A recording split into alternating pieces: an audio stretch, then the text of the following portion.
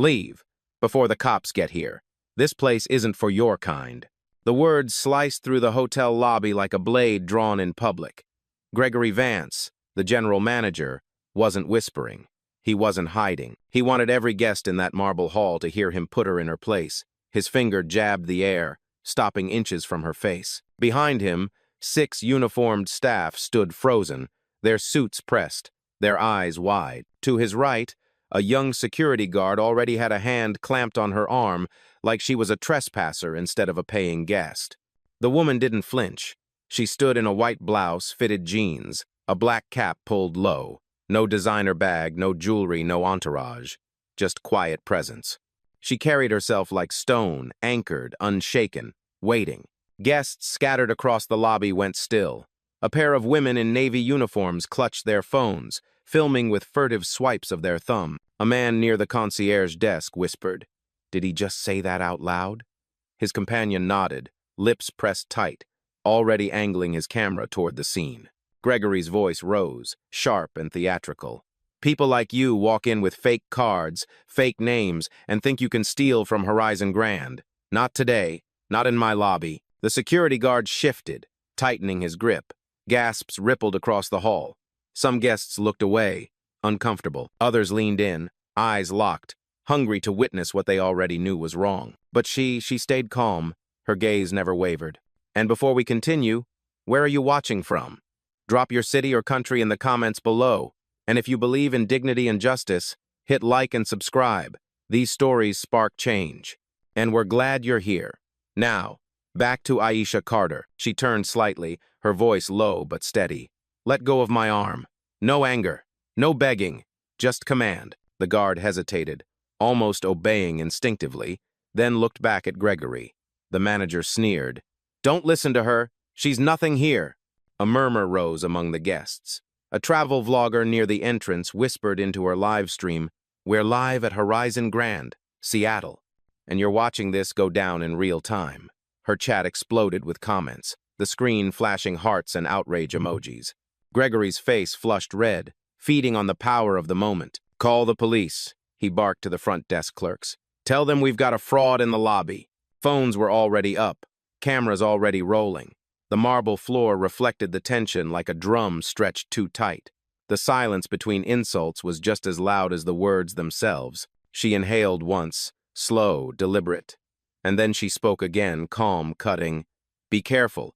Every word you say is already history." The room shifted. 9 minutes from now, this lobby would belong to her in ways no one here could imagine. 9 minutes earlier, the lobby had been ordinary. Crystal chandeliers glowed above polished marble floors. The check-in line buzzed with quiet conversations in different languages. Luggage wheels whispered across the tile. Nothing unusual until she walked in. Her name was Aisha Carter. No one in that room knew it yet, and that was exactly how she wanted it.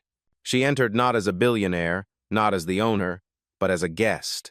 Plain white blouse tucked into fitted jeans, black cap pulled low. No jewelry except a simple gold stud in each ear.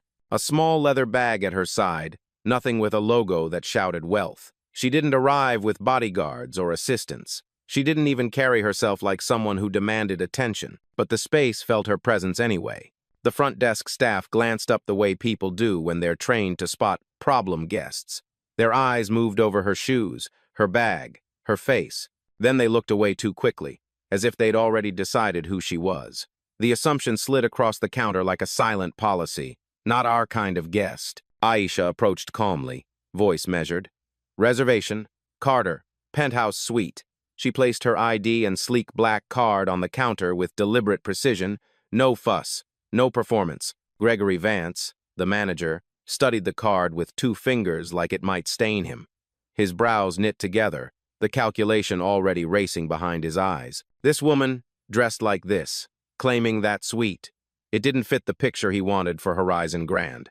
He didn't bother to hide the doubt twisting his face. Behind him, a junior clerk shifted nervously. Elena Ruiz, younger, quieter, but her eyes lingered on the computer screen that already displayed the reservation. She saw the name, saw the tag marked VIP. Her lips parted as if to speak, but she stopped herself when Gregory shot her a glance sharp enough to silence. The air in the lobby changed, then subtle but undeniable. Conversations dulled. Guests sensed tension blooming near the desk. A travel blogger across the lounge raised her phone instinctively, mouthing to her friend, "Record this." Aisha stood still, hands folded loosely in front of her. She had been here before, maybe not this lobby, not this city, but this moment. At 24, a boutique hotel in Atlanta told her, "You don't look like someone who'd stay here." At 29, a clerk in Los Angeles stared at her ID for 2 hours while she watched 3 white men get keys without question. And now, at 37, in a hotel she owned outright, the same look returned. The same script, the same dismissal dressed up as protocol. But this time was different. Gregory's lips curled into something that was half smile, half sneer. "Strange," he muttered. "This doesn't look right. We'll need to verify." He didn't lower his voice. He wanted the lobby to hear. Aisha didn't argue. She didn't plead. She simply met his eyes, calm as still water.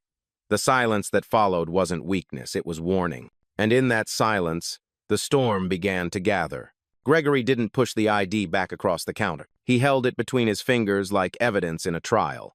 Then, with a flick of his wrist, he passed it to Kevin Patel, the clerk standing stiff at his side. "Run this," Gregory ordered, voice low but loud enough for nearby guests to hear. "And check for fraud." Kevin smirked, nodding quickly, already moving toward the back office. His voice carried as he left. "We get this all the time. Fancy cards, fake names, people hoping we won't check." The sentence hung in the air, sharp as glass. Several guests turned their heads. Phones rose higher. One man whispered to his wife, "Fake? He hasn't even checked yet." Lauren Hayes, another desk clerk with a perfect ponytail and tighter smile, leaned closer to Gregory. Her words weren't soft. She wanted them overheard. "Should I call security now? Just in case?" Gregory's mouth curved. "Do it." Lauren pressed a button beneath the counter. A discreet chime echoed faintly through the lobby, but the gesture wasn't discreet at all. Guests noticed. Elena Ruiz noticed too. Her hands froze above her keyboard. She looked at the screen again, reservation confirmed, VIP tag glowing, everything valid. She swallowed hard. "Sir," Elena began quietly. "Her booking." Gregory's glare cut her short. "Not another word!" The tension spread like smoke. A family wheeling luggage stopped mid-step. A young couple by the elevators pulled out their phones. The travel vlogger whispered into her live stream, "He just called security on her." "No reason. This is happening live right now." The comments flooded in, scrolling so fast they blurred. Aisha remained exactly where she stood. No shifting, no protest. Her stillness made the noise around her sharper. Moments later, the glass doors slid open. A uniformed guard stepped inside, shoulders squared, hand already resting on his belt. His radio crackled faintly as he scanned the scene. Lauren gestured toward Aisha. "That's her. Unauthorized guest trying to access premium suites." And the guard moved closer, eyes narrowing. "Ma'am, I'll need you to step aside while we sort this out." A murmur rippled through the lobby. Someone gasped. A teenager lifted his phone above the crowd for a better angle. Aisha lifted her chin, voice calm. "I checked in. My name is Carter." Gregory snorted. "Anyone can say that." His tone rose, sharper, meant to sting. "You don't belong in a penthouse. Not here, not ever." The words were loud, deliberate, performative, and the lobby, once ordinary, was now a stage. The lobby swelled with murmurs, but she didn't move. Aisha Carter stood anchored in place, her posture neither defensive nor submissive. The guard's hand hovered near her arm, waiting for a reason to clamp down, but she gave him nothing. No flinch, no fight, just silence. Gregory leaned in, sensing weakness where there was none. "See that? She's got nothing to say, because she knows she doesn't belong." His words carried across the marble hall, bouncing against the glass and stone until every guest could hear. Still, Aisha stayed quiet, her eyes held steady, dark and unblinking, fixed on Gregory's face as if memorizing every insult for later. The weight of her silence pressed heavier than any argument could. Elena Ruiz, standing a few feet away, shifted uneasily. She glanced again at the reservation system. Carter, penthouse suite, status, confirmed. She opened her mouth, closed it again, caught between the truth on her screen and the authority looming beside her. The guard cleared his throat. "Ma'am, I'm asking you one more time. Step aside." Her answer came not in volume, but in tone, low, deliberate, sharp as steel. "Let go of me." The guard hesitated. His grip loosened a fraction. For a split second, his eyes flicked to Gregory, searching for permission. Gregory's jaw tightened. "Don't listen to her," he barked. "She's wasting our time." Phones tilted higher. The vlogger whispered into her live stream. "She hasn't raised her voice once. Not once. And they're still treating her like this." Some guests shook their heads. Others whispered, uncomfortable but silent. One older woman muttered, "This isn't right," her voice trembling as she clutched her handbag. Aisha's silence wasn't passive, it was deliberate. It was the same silence she had carried at 16 when a hotel clerk in Charlotte told her, "This area is for guests only," before escorting her outside.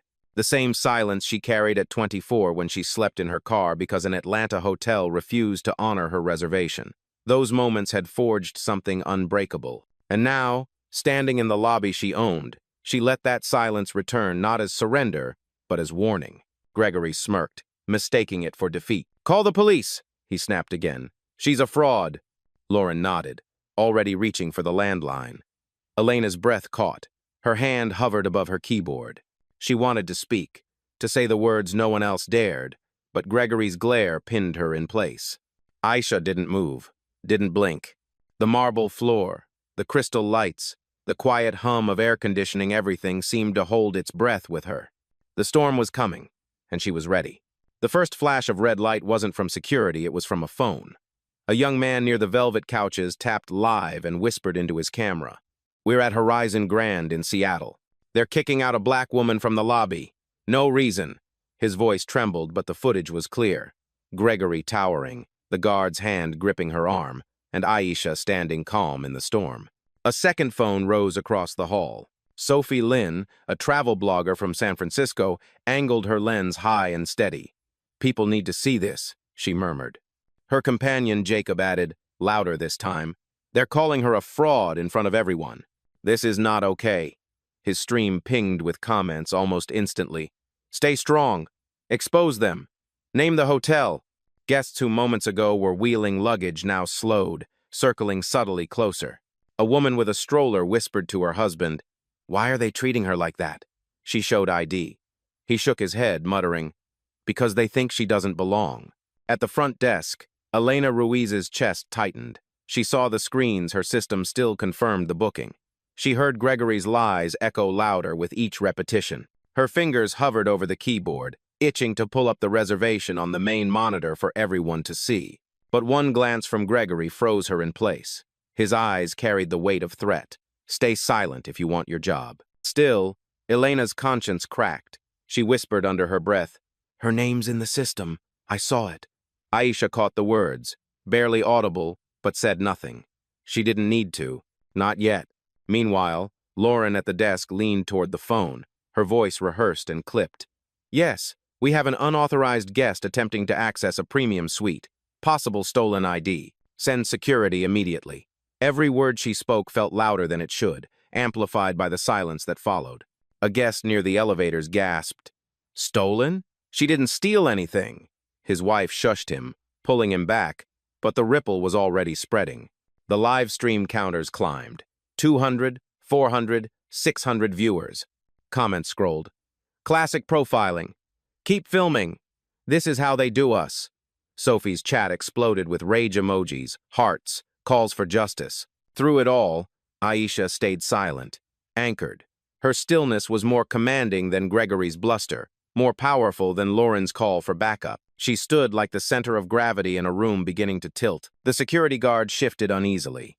His grip loosened again, the weight of watching eyes pressing heavier on his shoulders than Gregory's order. He glanced at the rising sea of phones pointed his way. Gregory noticed too. His voice snapped louder, harder. "What are you all looking at? She doesn't belong here." But the lobby was no longer his stage. It belonged to every witness pressing record. And in silence, Aisha let the cameras do the work she didn't need to. The lobby had become an audience. Phones angled higher, whispers thickened into open murmurs. But Gregory thrived on spectacle. He leaned forward across the desk, his voice cutting through the room like a gavel. "She is not a guest here," he declared. She's a fraud trying to sneak into rooms reserved for real clients. Gasps rippled through the crowd. Sophie's camera zoomed in, catching every word. Jacob muttered on his live stream, "He's lying.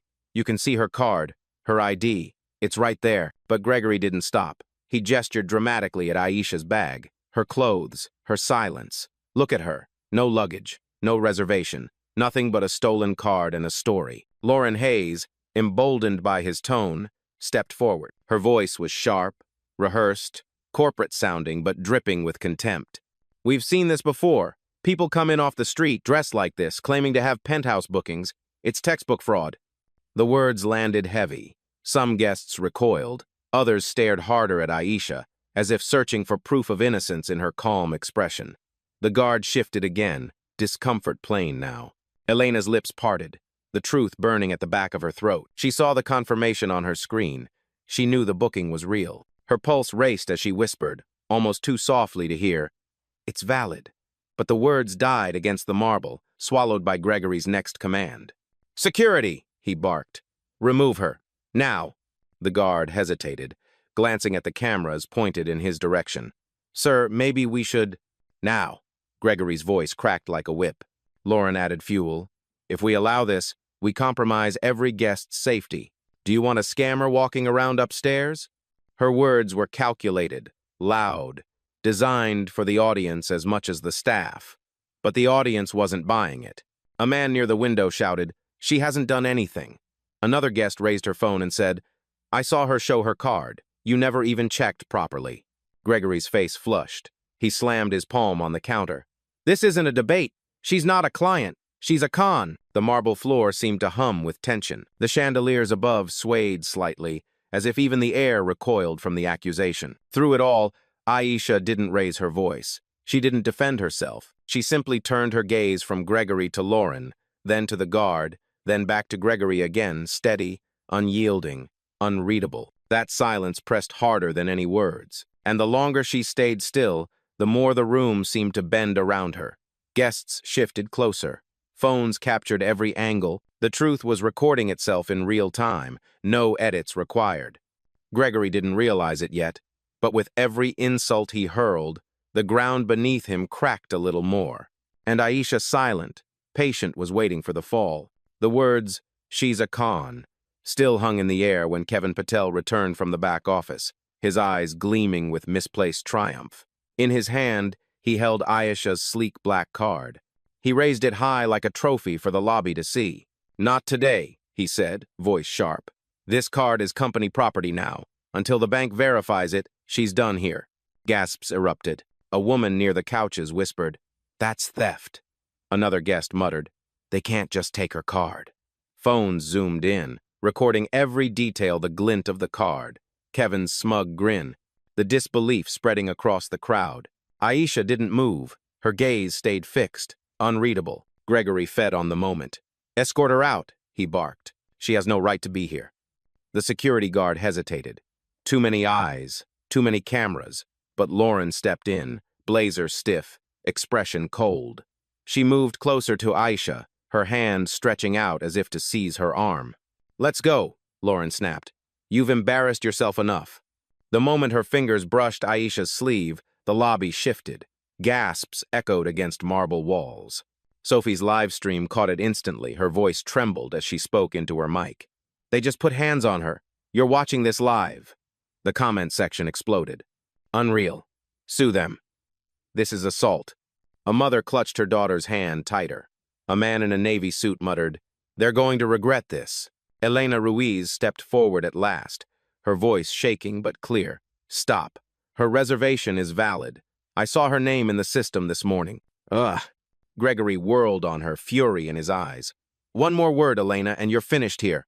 But the words were already loose in the air, impossible to take back.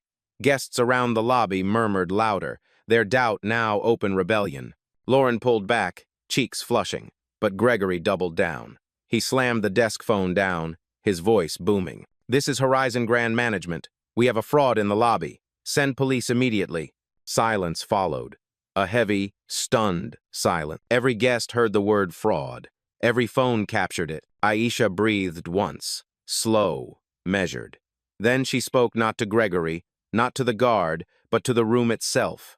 Her voice was quiet, yet it cut through the lobby like steel. You just made a false report, and every witness here heard it. The chandeliers trembled faintly, their crystals ringing in the stillness. Gregory scoffed, waving her off like an inconvenience. You don't scare me. But his voice cracked, just slightly, enough for the crowd to notice. Enough for the live stream chat to flood with fire emojis and the words, "She's turning this around." The desk phone clicked back into its cradle, the word fraud still echoing in the marble chamber.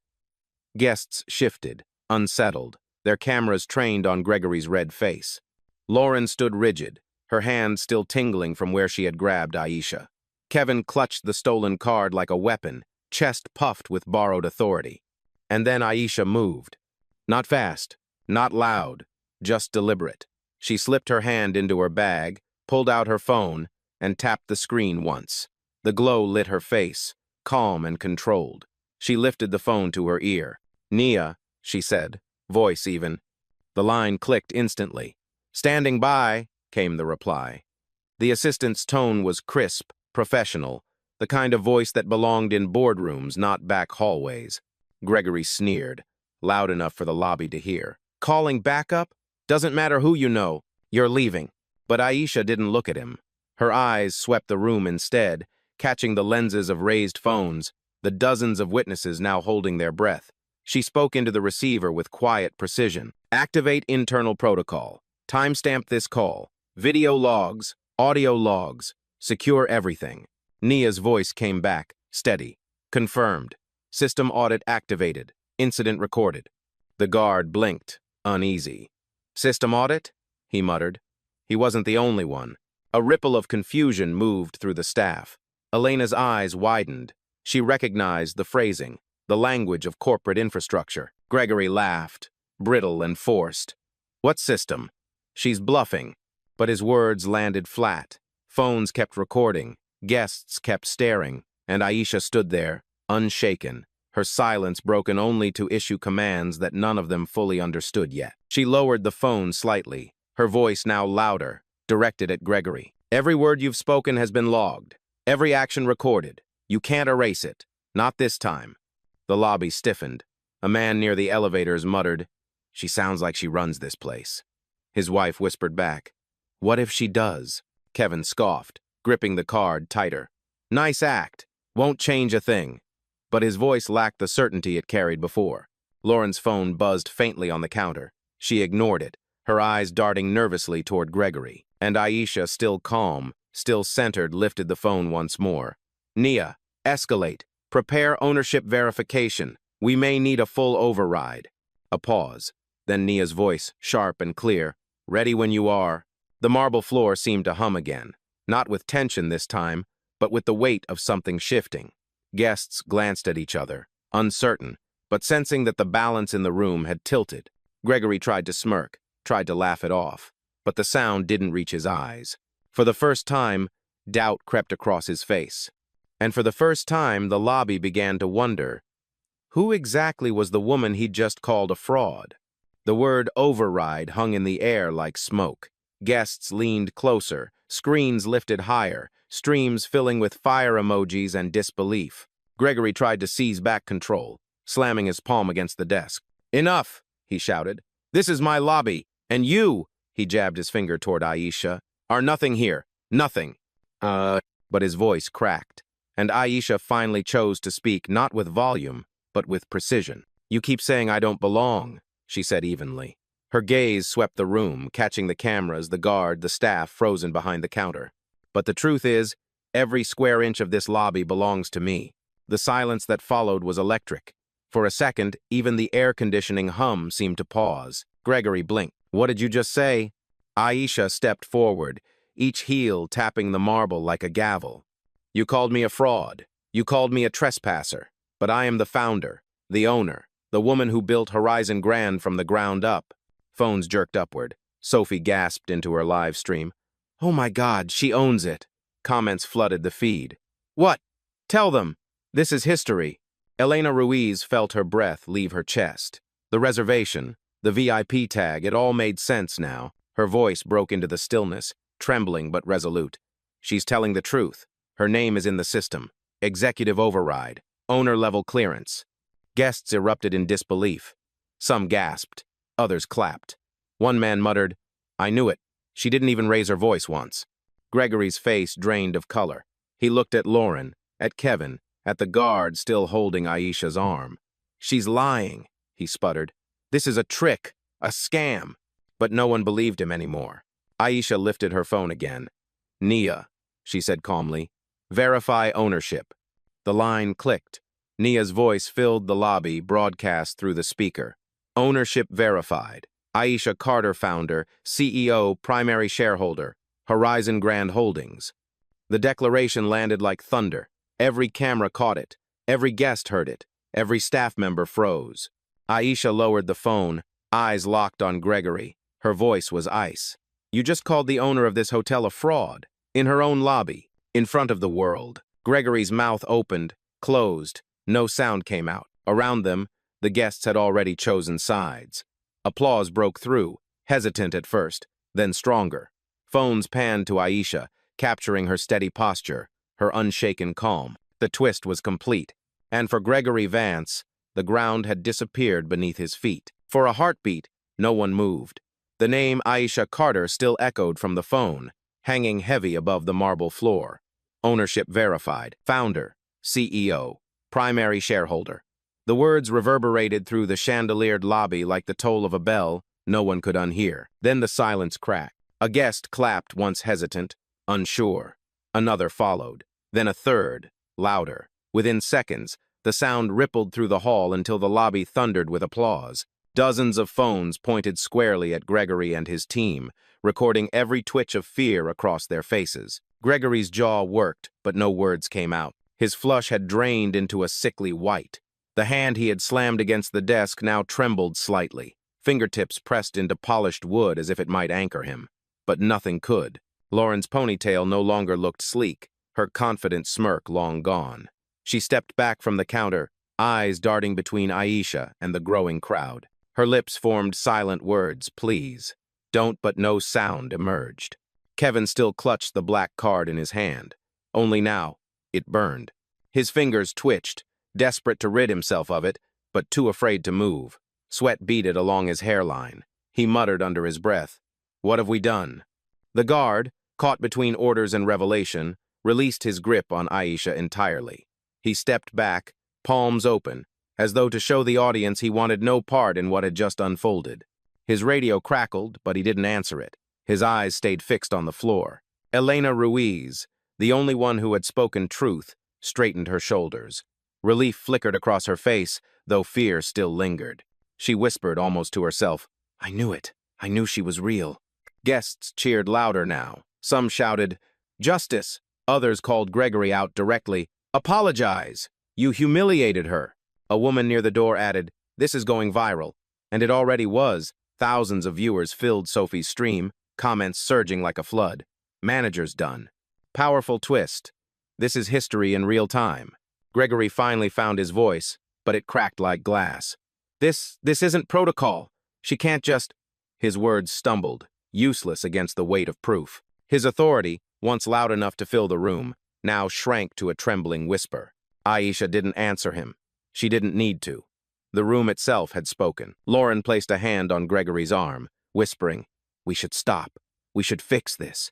But he shook her off, panic flashing behind his eyes. Kevin's hand dropped the card onto the counter with a clatter. It no longer looked like company property, it looked like evidence. All around, cameras captured every detail. Gregory's pallor, Lauren's trembling, Kevin's regret. The collapse wasn't quiet. It was public, complete, and irreversible. And in the center of it all stood Aisha, calm, steady, unshaken, watching the empire of lies crumble around her. The applause faded into an expectant hush. Dozens of phones stayed raised, their red dots blinking like watchful eyes. Every lens captured the same image. Gregory pale and rigid behind the counter, Lauren trembling beside him, Kevin sweating through his shirt, and Aisha Carter standing perfectly still at the center of the storm. Her phone was still in her hand. She lifted it again, calm as ever. "Nia," she said softly, but the lobby heard every syllable. "Yes, Miss Carter," the voice replied crisply. Terminate their access. A ripple of shock moved through the staff. Gregory blinked. Wait, what? Aisha didn't flinch. Effective immediately. Gregory Vance, Lauren Hayes, Kevin Patel. Lock out their credentials, revoke authority, initiate system freeze. Processing now, Nia confirmed. The room held its breath. Then it happened. Gregory's badge, clipped neatly to his lapel, buzzed once and flashed red. The scanner behind the desk chimed an error tone. Lauren's ID followed, glowing crimson before dying completely. Kevin's card beeped in his trembling hands. The LED strip fading to black. They were locked out, fired, erased in real time. Gasps turned into cheers. Guests clapped, some whistled, others shouted, "Yes!" Phones caught the moment from every angle. The instant justice was delivered. Not in a courtroom, not in secret, but right here in the lobby where the insult began. Gregory's voice cracked, desperate. "You can't just—" But Aisha cut him off, her tone razor-sharp. "I can, and I did." Lauren stammered, "Please, this isn't fair, I didn't—" "You put your hands on me," Aisha replied, voice steady. "In my own hotel. That was your choice." Kevin tried to speak, words tumbling. I didn't know. "You stole from me," she said, her gaze pinning him where he stood. "And you smiled while doing it." The weight of her words fell heavier than any shout. The guard, still lingering at her side, took a step back and raised his hands.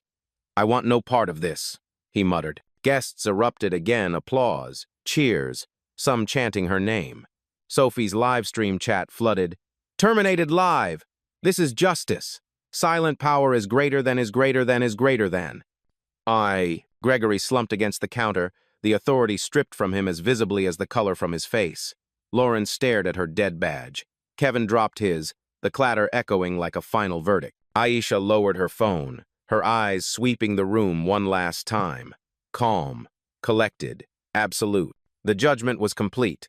The lobby was no longer a battleground. It was a courtroom, and the verdict had already been delivered. Gregory's badge lay lifeless on the counter. Lauren's hands shook as she tried to hide her face from the dozens of phones pointed at her. Kevin stared at the floor, lips pressed tight, his badge dead in his palm. Their collapse wasn't private, it was immortalized, recorded in hundreds of clips streaming out into the world. And in the center, Aisha Carter stood tall, silent, composed, untouched. For a long moment, she let the noise speak for her applause. Cheers, the whispers of disbelief turning into roars of satisfaction. Justice had arrived not in paperwork or press releases, but right here, in real time. Finally, she stepped forward. The marble under her heels echoed with quiet authority. Phones tilted upward, waiting. Her eyes scanned the room, the guests, the staff who still stood frozen, Elena with her trembling relief, the guard who had retreated, the crowd that had chosen to stand witness. Then she spoke. "You told me I didn't belong here, that I was a fraud, that I was nothing." Her voice cut clean, carrying without strain.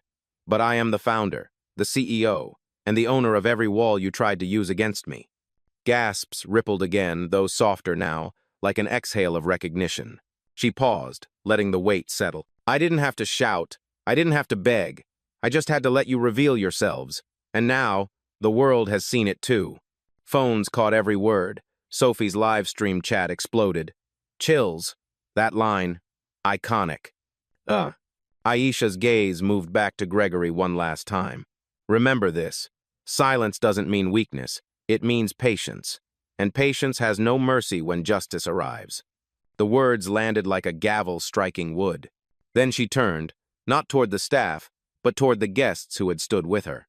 "Thank you for witnessing. Not for me, but for everyone who's ever been told they don't belong. Tonight, we reminded them, dignity isn't negotiable." Applause erupted again, louder, deeper, echoing off the marble and glass. Some guests stood to clap. Others raised their phones higher, capturing the final image. Aisha Carter, standing resolute in her own hotel, the very place they had tried to strip her dignity, now reclaimed fully in front of them all. She didn't wait for Gregory's excuses. She didn't need them. She turned toward the elevators, her steps slow, steady, regal. The crowd parted instinctively, a corridor of respect forming between her and the doors. And as the elevator chimed open, she offered one final line, soft but unmissable. I don't need the clip. I am the outcome. The doors closed, and the lobby erupted not in chaos, but in thunderous applause, as justice sealed itself into history.